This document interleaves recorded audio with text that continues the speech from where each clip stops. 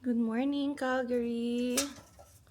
Ay, puting-puti na naman ang ating paligid kasi parang over the night bumuhos pa rin yung snow. Ayan, 'di ba? Wala pang nagki-clean ng daan kasi I think kakatapos lang bumuhos ng snow. Ayan. Okay, so guys, Saturday ngayon pala dito sa Calgary. And ayan na nga po, may update tayo. Unfortunately, hindi magandang balita. So, kanina, ayan o, pumasok si Alwin sa work. Kasi 'di ba 2 days na siyang sick leave. So, kahapon nakapasok naman siya. Pero, hindi pa ganun ka-okay. Trinay niya. Pero kanina nga, ayun, nahihilo na siya. Ginising niya ako nung papasok na siya. Tapos, nung sinabi niyang nahihilo na siya, yan, binipi ko. Yan, kasi pwedeng hindi naman na cause yun ng ubo or sipon. Pwedeng other concerns na yun. So, nung chinek ko, nasa 135 pa yung BP niya, 135/80. So, slightly higher than the normal, which is yung 120/80. Kaya, yan, trinay niya pang pumasok. Kaya, dito tayo. Kaya lang, ito, kamustahin natin si Alwin. Nung pumasok siya sa work, ano na nangyari? 'Di ba?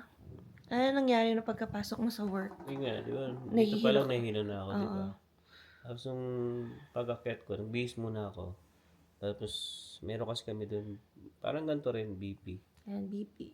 Yan, so, tinry ko siya. Yan, sabi ko kasi, along the way, nagchat-chat pa rin kami dahil kasi pwedeng tumaas pa yung BP. Sabi ko, obserbahan. No? Kaya pagdating mo, i-check mo ulit yung BP Oo, mo. chinek ko ulit. Nakita pa nga ako nung isang kasama ko na nag-BP. Sabi niya ako, kamusta na raw ako? Sabi ko, hindi ako okay. Mm. Tapos yun nga. Tapos nung inano ko nga, nung chinek ko, ito yung naging resulta. Oh. Ang taas. 163.95. So, magpapanik ka na niyan. Yung Ang taas una, nun. 155. Oh, yan muna. Parang pataas siya ng pataas. So, 155 muna yon. Tapos, nag-try siya ulit. Kasi, syempre, hindi naman namin alam yung gamit na yan. Pwedeng may error or kung ano. Basta double check ba. So, yun, 160. Tapos, yun, nahihilo pa rin siya. Kaya sabi ko nga, magpaalam na siya. Tapos tawag siya sa 811 muna. 811. Kasi alam naman natin dito, pag ganyan, yung parang hindi ka dying, kumbaga, hindi ka maasikaso agad sa hospital. So, kapag 911, definitely hindi siya maasikaso. So, try natin yung 811 dahil tumatawag din kami dati doon, like for Zion's concerns, may nurse doon na, Nurse, may nakausap ako nurse. so, kamusta yung call mo? Sabi niya sa akin, so interview niya muna ako. Tapos sabi ko nga, ganito, meron akong nararamdaman na nahihilo ako. Tapos nag-check ako ng BP ko nga na mataas. Sinabi ko nga, ganun nga. 155 tas Oo. Tapos sabi niya 160. sa akin, nakakalakad ka pa naman. No, yun nga Or eh. ano, sabi ko, oo naman, sabi ko. Tapos ang sabi niya na lang sa akin, tawag ka na lang sa 911. Kapag may Oo. pag lumala. Tapos pag tinanong ka, sabi mo, tumawag ka na dito sa Oh, 811. so Ganun parang lang. feel ko kasi wala silang management for your concern. Kasi tinanong ko kung kailangan ko pumunta na ng ospital o Hindi pa. kailangan lang ba akong gamot. Oo, wala pang Wala, recommend. walang ganun eh. So, parang ganyan, pag ganyan, under observation pa. Kaya, sabi ko nga kay Alwin, oy, may walk-in clinic na pabukas na. Kasi ang aga pa eh. Pumasok pa si Alwin, Nasa 7. northeast kasi siya, banda. So, Nahihilo nga ako mag-drive. Sabi ko sa kanya, tsaka makapal kasi yung snow. Medyo hindi ako kampante mag-drive papunta doon. Kasi Deerfoot din. Sabi ko, uwi muna ako. Tapos, pahinga lang konti. Then, saka kami pupunta ng doktor mamaya. yan. Kamusta ka na ngayon? Naging okay naman kasi nung check ulit natin. So guys, may dalawa kaming pambibi dito. Yan. Ito yung mga na bibili namin sa Super Beans. $5. $5, $3. Pero marami din yan pag mga $15. Kasi syempre paubos na paubos yan per day. Yan eh. So, nung nag-check naman tayo ng BP ni Alwin ngayon, okay naman. Somehow, yun nga, parang yung kaninang BP niya rin na 130. So, sabi ko, baka yung BP natin pang 130 lang kasi nung nasa office si Alwin, 155, tas 160. So, ayan nga, kaya nilabas ko na yung isa pang BP. Yan, mga bagong bukas yung isa dito. So, yun, observation, like 130, at least umokay kumpara sa 160 kasi nakakapanik naman yung 160. Tapos sabi pa ni Alvin, nagfi-feel numb na rin siya. Yun yung sign kasi ng stroke eh. Or Oo, impending kanina, stroke. pagdating ko dyan, medyo iba na yung, parang namamanhid yung Bawal yun eh. Kasi katawan ko. pa-stroke yun, pag ganun. Pero ngayon, parang okay naman na ulit. Ayan, pahinga lang. Buti hindi na nga pinilit kahit hayaan na lang natin maubos yung sick leave gamitin. Kasi kung pipilitin mo mamaya, ayan, forever ka nang naka-leave. 'Di ba? So, Siyempre, importante pa rin naman, siyempre, yung health natin eh. mm Yung trabaho, nandyan lang naman yan. Kahit sabihin mo na, kahit wala ka ng leave, di ba? Okay Basta lang yan. mauna yung health. Health, siyempre, importante. Kaya nag-message, ayun, kinausap ko nga rin yung lead ko. Pinakita ko rin sa kanya. Sabi niya siya, you can go. Tapos, sabihin mo na lang din kay Austin nga, na ganyan. Tapos yun, nag-message agad ako kay Austin. Tapos, nag-reply din agad. Sabi niya, ayan, nasabi na rin sa akin ni Yasser nga, gano'n. Sabi niya, pagaling ka. Ay, gising na yung baby boy namin. Yung daddy is sick. Aroy. Ayan, dito oh. Ayan oh. Antok pa yan. Siguro kasi narinig kaming nagva-vlog. Ayan. Sleeping pa. So, baby boy. Ayan. So, mamaya pala guys, aalis kami for walk-in Doctor. clinic. Kasi, kung napanood niyo yung previous vlog namin, nanggaling na rin sa walk-in clinic si Alvin. Pero ang in-address kasi syempre yung main Sa symptom ubo ko. naman talaga niya, ubot sipon. Ano yung mga nai-recommend sa'yo? Tylenol. Tsaka Yung white tablet, tsaka blue, green. Green ba yun? Basta magkaiba ba parang sinus. Paggabi, yung white. And then, another ni-recommend is yung Pang-puff. puff naman. Para mas gumaan yung breathing niya. Kasi, yun nga, masipon. So, ngayon, i-deal naman natin. Siguro, another inisip ko, pero I'm not a doctor. Yung stress niya sa coughing, ang nagkukos din ng pag-increase ng BP. Kasi, strenuous sa kanya yung pag-cough ngayon. Yan, parang nahihirapan yung chest niya pag Yung kada cough lalamunan niya. ko, Makati. masakit na. Kakaubo. Kahit madaling araw, di ba? Dapat yan, kaya pinagtimpla ko yan ng tea. Hindi pa pinagtimpla, pinag-prepare ko lang. May ubos na. Yan, kasi para maano yung sa lalamunan niya. So, ano yan? Honey, ginger, lemon Inom na rin tea. ako ng sambyukol ko nga. Yan, so, maya-maya guys, in 1 hour, paalis na rin kami. Kasi punta kami sa clinic. Yan, sa walk-in clinic namin.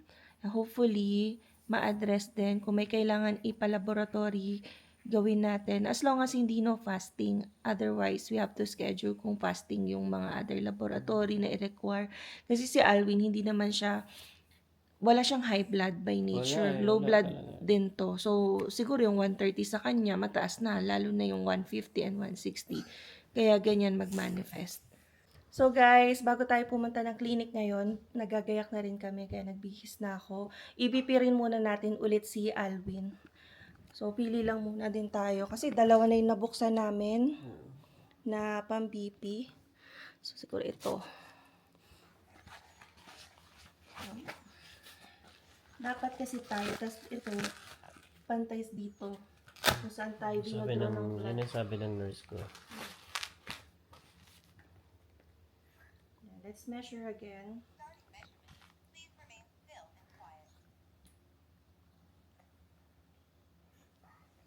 Yeah.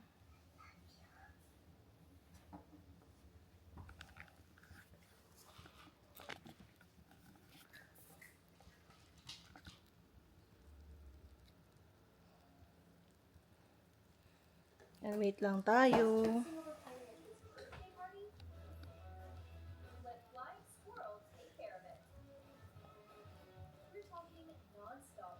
Tingnan natin kung ipapalab si Alvin o kaya bibigyan na ng hypertension meds. O, ayan o, okay na. Pahinga lang. Kanina, yung sa work niya, 166. Or hindi ko alam kung yung device namin. Kasi dito, sa bahay, consistent na 120, 130 lang siya. Pero yung sa work niya, which is kapareho rin naman na neto, Ito mismo. 160 siya. 165 ba? Yun o, sobrang taas nun, guys. So, 151 muna. Ano muna. sige, isa pa, para ma-compare natin. Ito, 122.80. Grabe yung nurse ko. Yan, di battery lang naman to, guys. Yan o, kaya kung malubat, palitan lang. Kailangan na to sa mga nag-e-edad. Diba? Kailangan ng consistent checking. Kasi, sasabihin niya, low blood siya ever since. Pero, alam mo yun, as you age, pwedeng mag-change yun at maging hypertensive ka na. Yun yung pasyente ko. Matigas din kasi ulo niyan. Yan o. So, bawas ng salty, oily foods, fatty foods. Diba? O, ito dito, 130/75. So, nasa ratio ng 120 to 130. Yung different devices, magkaiba yung reading.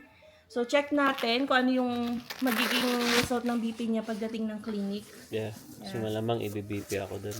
Let's go!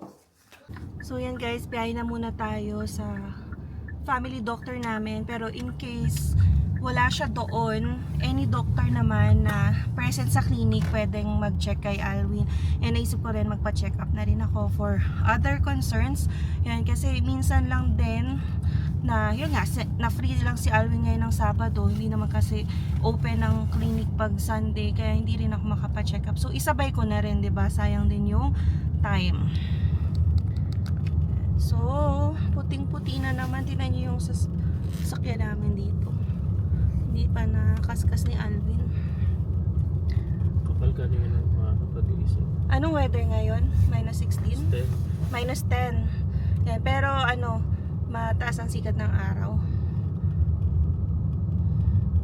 Diba? Haba ng buhos ng snow. Sabi niya, light snow, pero yung pagkaapa ko din sa may parking pad namin, medyo tumaas pero hindi naman kasing taas nung sa winter storm. Pwede rin nga dito ito, yung New Brighton Medical. Siguro pag next time, yan, para dito na lang kami pupunta.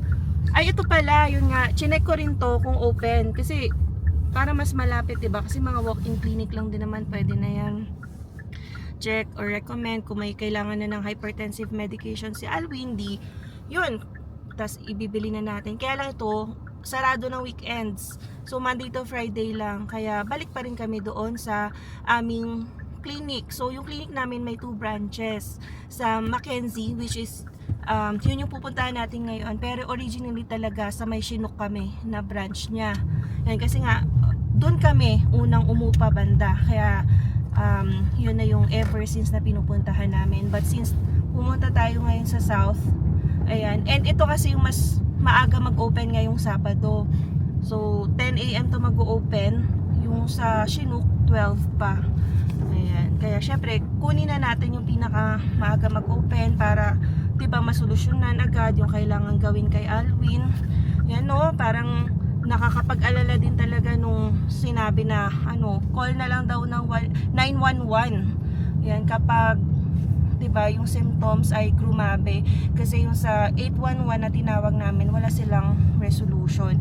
Lalo na kung, yun nga, based sa assessment or sinabi ni Alwin, nakakalakad naman, okay naman siya, may konting hilo nga lang. So, siguro, yun, under observation, tas pahinga lang. So, good thing, nung umuwi si Alwin at hindi na finurse yung sarili magtrabaho, bumaba na yung BP. Unless, sa 2 BP lang namin ganun na.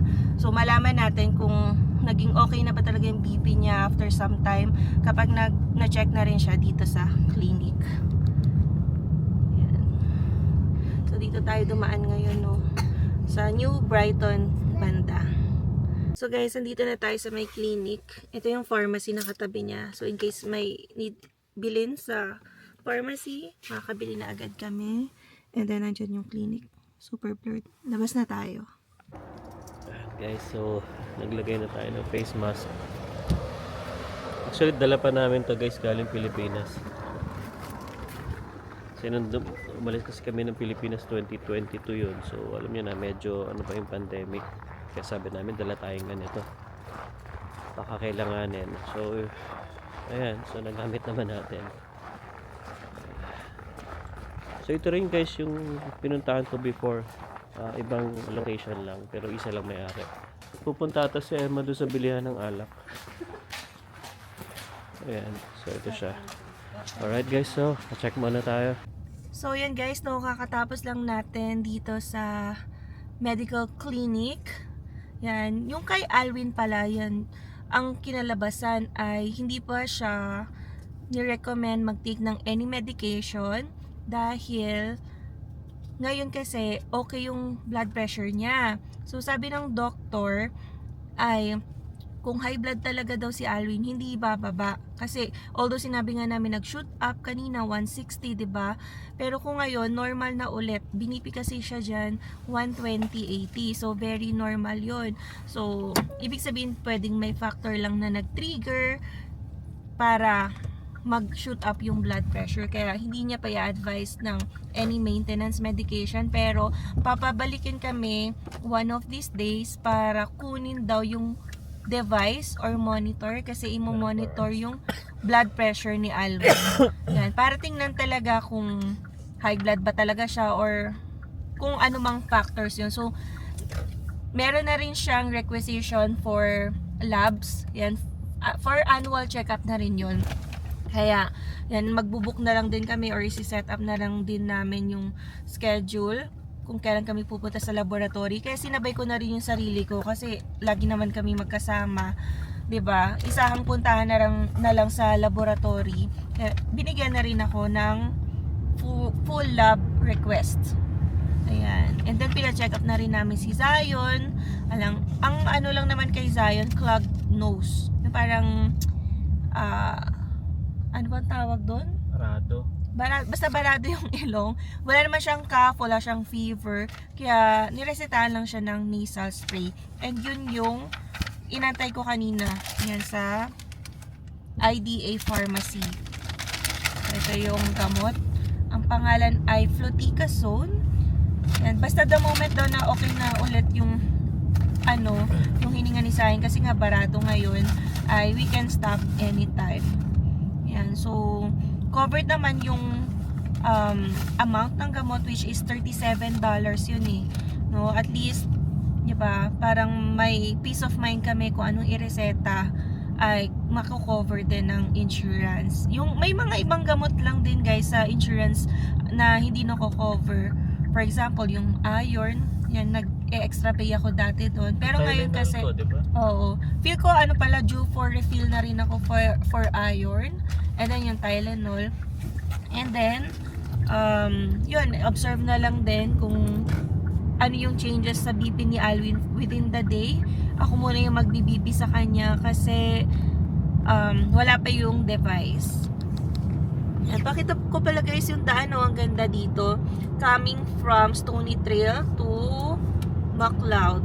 Ganda, no? Yan.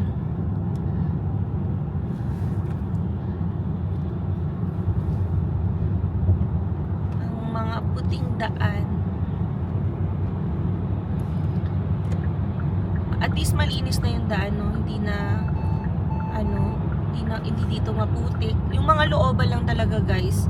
Yung doon sa tapat ng pharmacy sobrang putik. Yan, kasi natutunaw din yung yellow because of warmth ng sun. Yan. So yun guys ang ating mga kaganapan for today. Ang daming ganap. Actually dapat yun nga, kung may pasok si Alwin, attend ako ngayon ng CFC namin.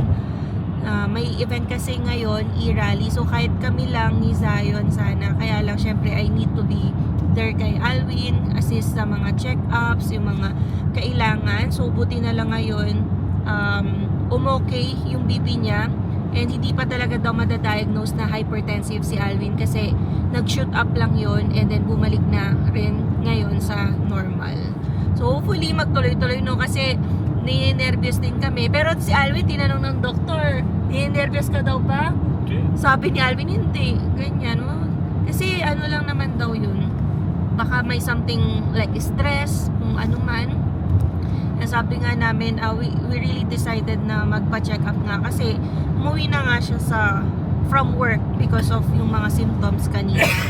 Ayan. So hopefully ay maging okay na rin kasi ayan almost a week na rin ganito si Alwin. Pero ngayon yung nag-shoot up yung blood pressure. Yan guys. So, may pupunta lang kami ngayon sa McLeod. Yan. Kasi isabay na rin namin yung certain errands habang ayan, nakakapag-drive pa si Alvin. So yun guys, no, I think hanggang dito na lang muna. Maraming salamat sa pagsubaybay ninyo sa aming vlog for today. So if hindi pa kayo nakasubscribe, please consider subscribing po, and don't forget to click the notification bell para updated din kayo sa aming latest video uploads. So yeah, we'll see you again on the next one. Peace!